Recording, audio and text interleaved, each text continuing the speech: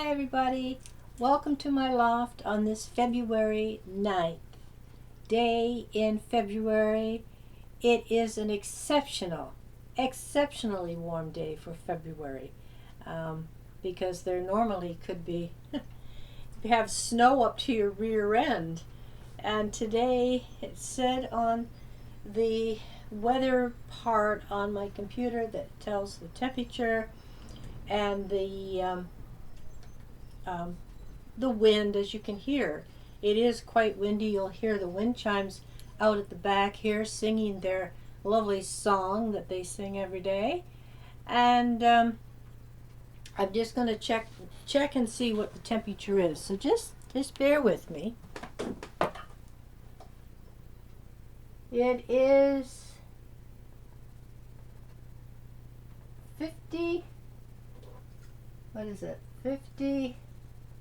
56 Fahrenheit. I always have my temperature set to Fahrenheit. I know in Canada here it's Celsius, but I'm still old school, and I prefer to look at things in Fahrenheit and inches and feet and pounds and ounces, not kilograms and centimeters and millimeters and all of this. I can do it, but I don't prefer to do it. And by the way, Rusty Blackwood here. I'm sure you know that. But I always introduce myself at the beginning of my videos. And oh my, this is my Valentine's Day video, as you can see the way that I'm dressed. It is, for some people, of course, it's no big deal. It's just another day. And I mean, yeah, it is just another day. But it is also a very special day for people that are in love, and for people that have a darling mate, a wife, a fiance, a special girlfriend, or maybe even just a very dear friend. I don't know. And if you're on your own, then you're special, and you should celebrate the fact that you are special in your own way. I think everybody is special in their own way. And so, there's been so much going on. I'm so excited. I'm going to be releasing my newest dramatic film short, Nightmare in Black and White, this coming week. It will be released in time for Valentine's Day. And I mean, the theme of the short has nothing to do with Valentine's Day. Maybe I should have been thinking at the time I made my decision in my planning stages of what the video, the film short would be about, and had done something a little bit more in keeping with Valentine's Day, and so instead of what it is Nightmare in Black and White is basically just what it says. It is a film short that is done in total black and white images, and a very, very lovely narration as usual. Thank you, Jenny. And so I'm very proud of it. I'm very pleased with it. I'm pleased with the two prior film shorts that I've done. The first was, An Unsuspected Interlude. And, what was the second one? Oh, isn't this something? Talk about fool! Dramatic short in film. I've got to get that right. So once again, hang tough with me. I'll be right back.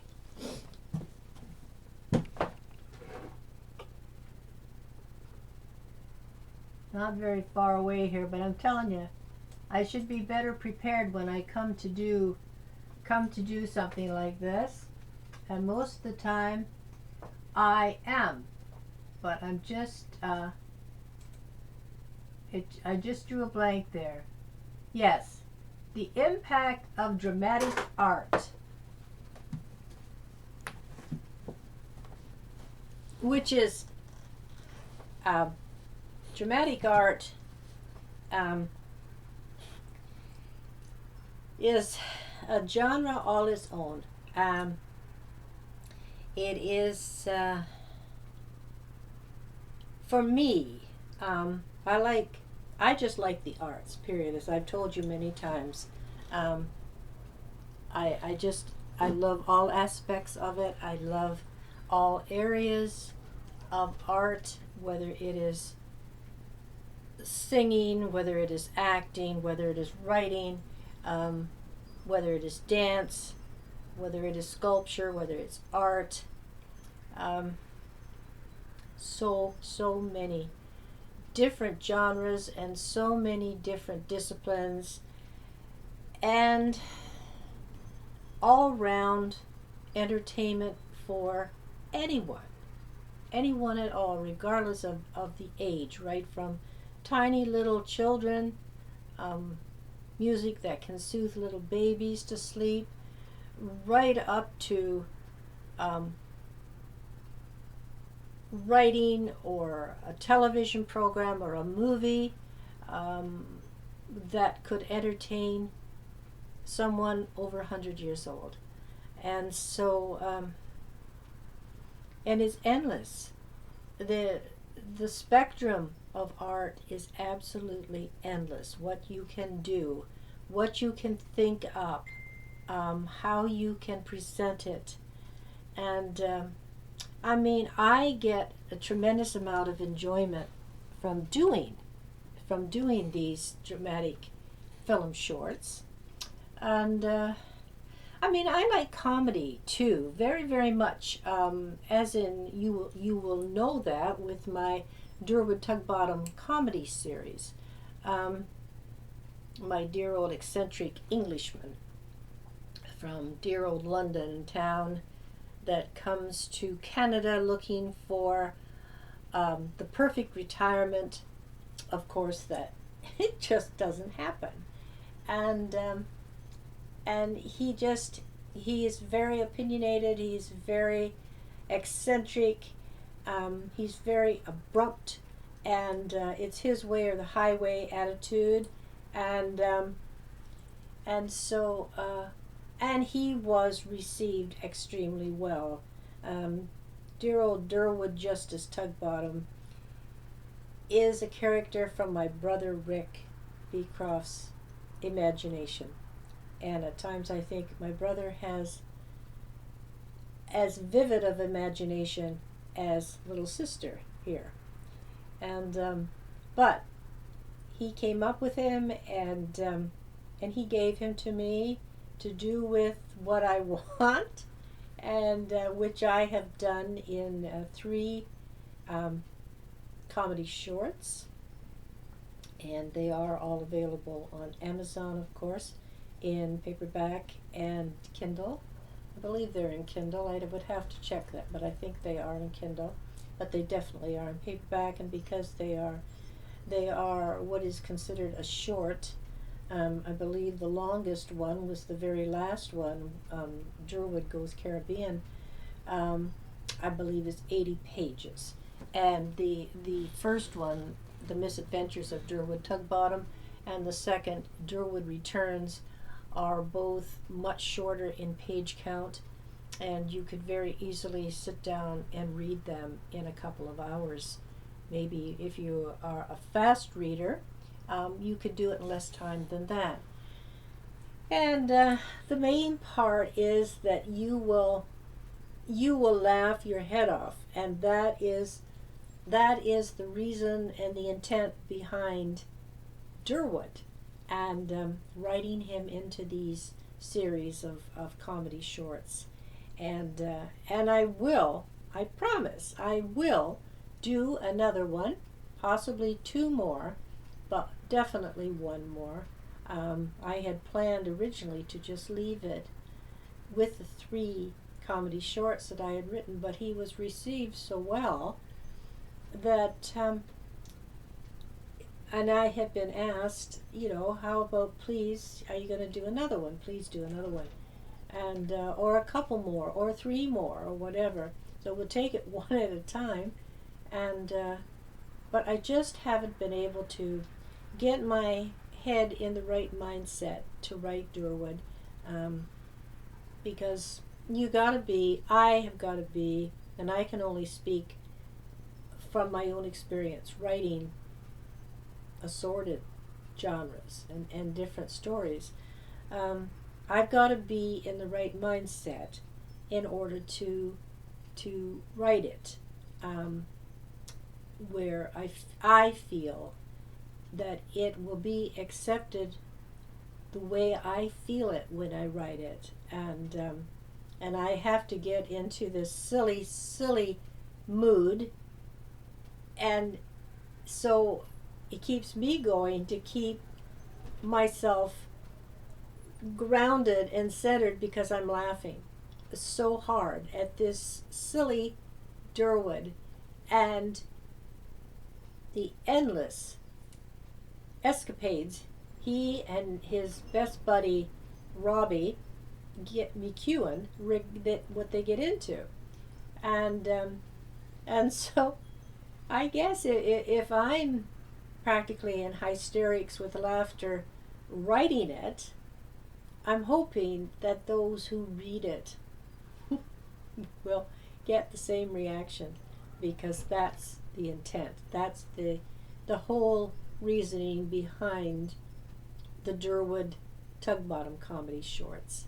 And if it's any indication, the people that have commented and reviewed and accepted Durwood, as well as they have writing a new one, he should be accepted well again. At least, fingers crossed. I hope so. And so that is something that is down the road for me to do when I get around to it, and get myself in that mindset and that mood that I need to be in order to write it in the way that I perceive it, in the way that I want it accepted. And so anyway, I have started work on Before the Grandeur, The Making of a Horse Master, which is a prequel to the Autumn trilogy here, the Autumn series, beginning with The Perils of Autumn, picking up with Return to Autumn Part 1, and concluding in Return to Autumn Part 2, that finishes out the story. And but I wasn't finished with Handsome Cyril at the end of Return to Autumn Part 2. And so I have been so in love with this character. I've oftentimes said that if I could design the perfect man or the perfect mate for me, that would have all of the requirements or all of the accolades or whatever that I would just adore, Cyril has them. He's an equestrian. He adores horses. He loves nature. He takes great interest in simple things, even though he lives a grand life because of Landon Lawn Stables and lives in a grand manner like Landon Manor. It wasn't always that way for Cyril. And Cyril came from very, very dire beginnings. It's a wonder he even survived, really. As well as Agnes Harris, his dear friend Agnes, who you meet in The Perils of Autumn, and she is Cyril's best friend from the time of childhood, preschool even, and they sort of go out of their each other's lives for a while, but as time progresses, and Cyril gets to America, and eventually gets to, at the time, Oliver Green's stables, which becomes Land and Lawn Stables, and he's in need of a housekeeper, and Agnes has managed to find her way to America and get herself out of the bleak beginnings that she had, as well as Cyril. She gets to America and happens to be looking at an ad in the newspaper at just the right time, and that Cyril is looking for a housekeeper, and needless to say, Agnes answers the ad and comes to meet Cyril, and voila, here is the two best friends have come back together again, and of course, Agnes is hired and becomes great pals with Cyril's first wife, Alice, and is there when you meet Autumn Leaves, that comes to look after the ailing Alice.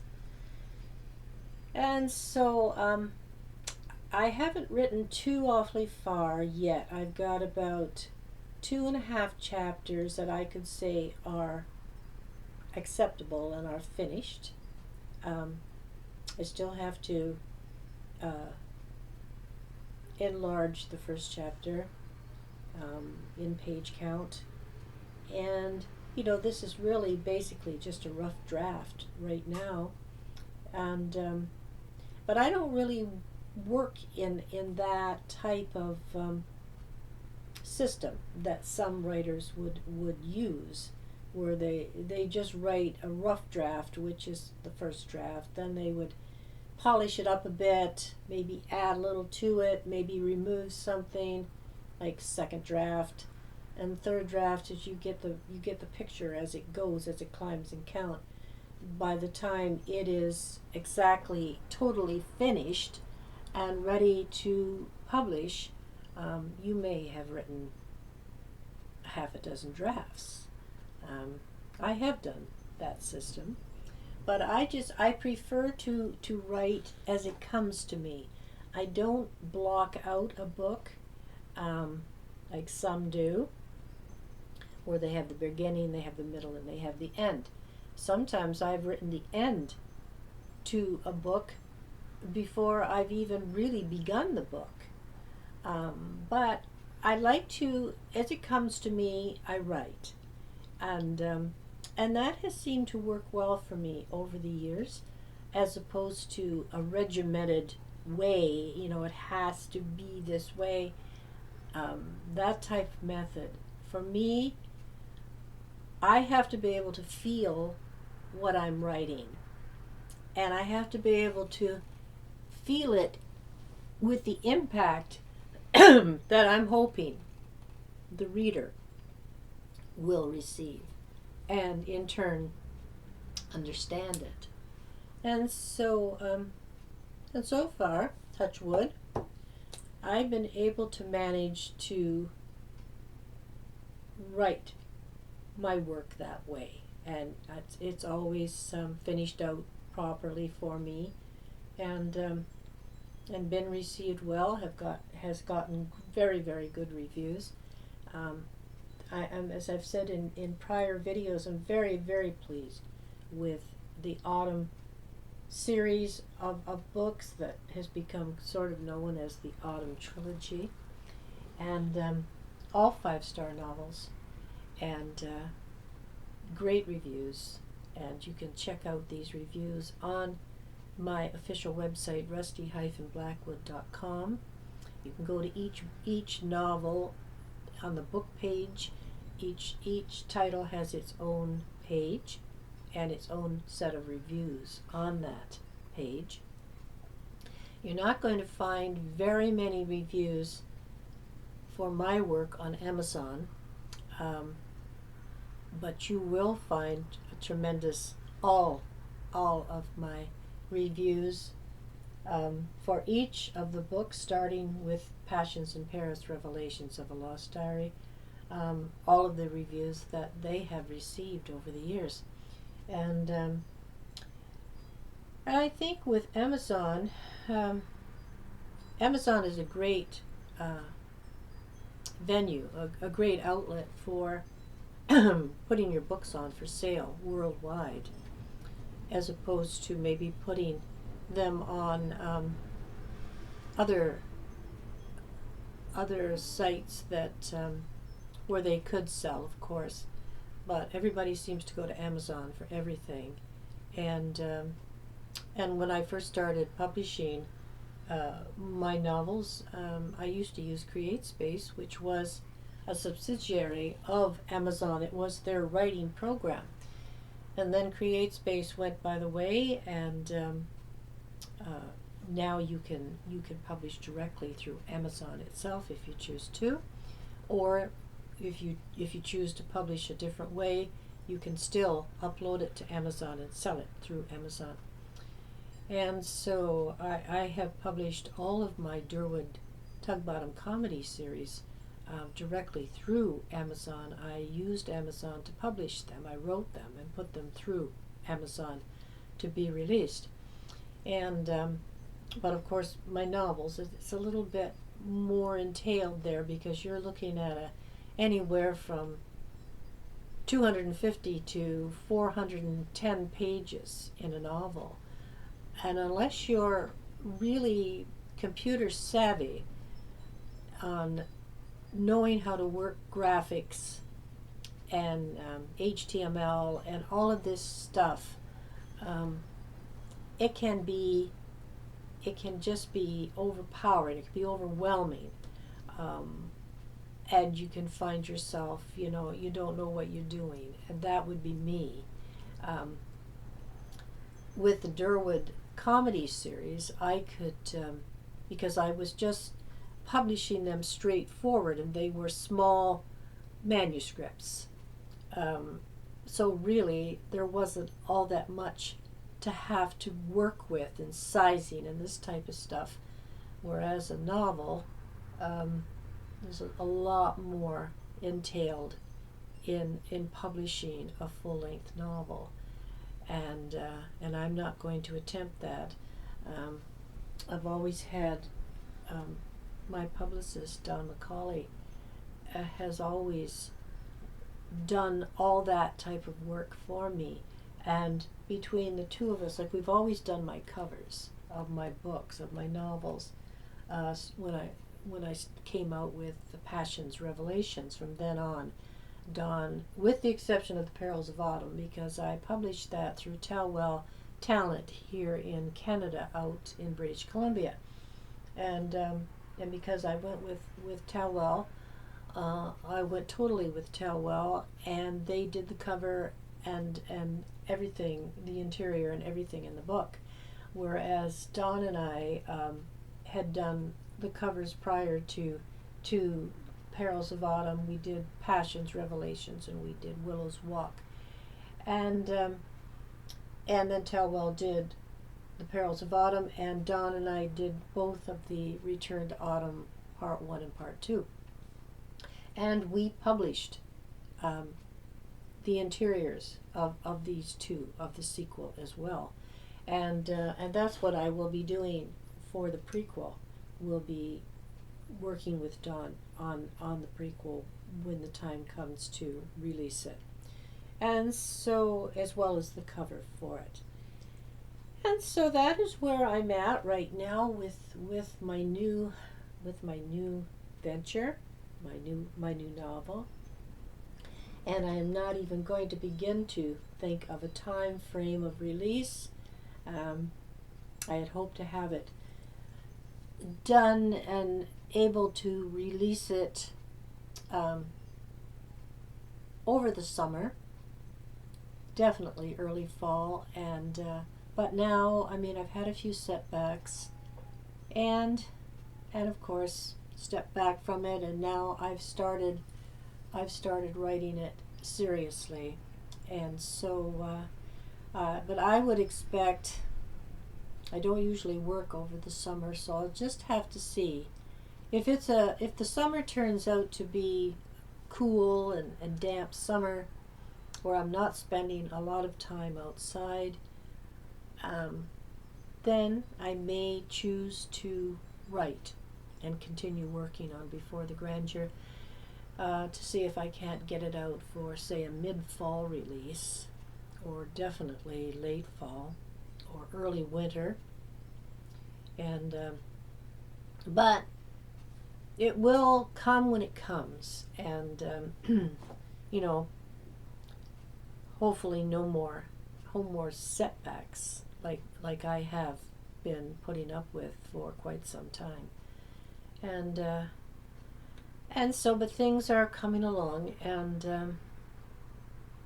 I'm progressing along with them. And so that's where I'm at today. I wanted to come just a little early, of course.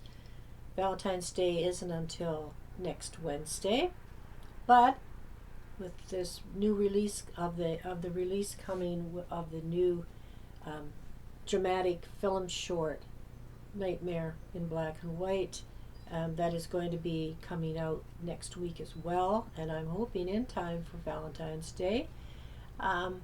I thought that I would do my Valentine's Day video at this time, this early, to make sure that I got it done in time. I find that sometimes you can have great plans and they just don't materialize for whatever given reason. But most of the time, I'm usually very organized, and I know which way I got my head on my shoulders, that, today or tomorrow or yesterday, this type of thing. And so I hope this video comes off fine. I hope that we're not getting washed out here with too much light and not enough in other places, because it's so difficult to make my set in accordance to what the day is like, as far as sunshine or cloud or like lighting, to know if I need more lighting, if it's too much lighting, shadows or whatever. When you're doing it for yourself like this, you sort of just have to cross your fingers and hope that things are coming off properly, because there's not somebody on the other, like with a camera there, that is doing the filming, doing the work, and or has to stop for adjustments of lighting or whatever. So I'm hoping that this comes out fine. And for those who are wondering about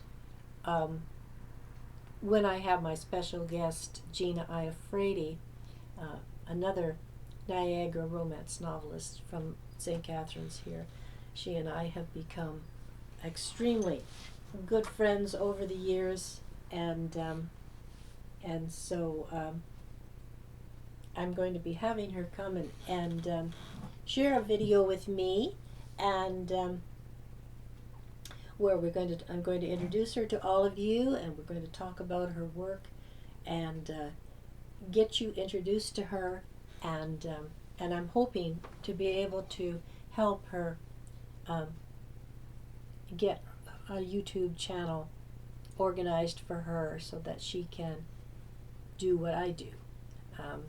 With the fact that there's not much going on with the bookstores and events like there once used to be, where you could pretty much count on every month at least 2 different events you could take part in, and that left you lots of time to write or whatever you needed to do, your own promotions or whatever.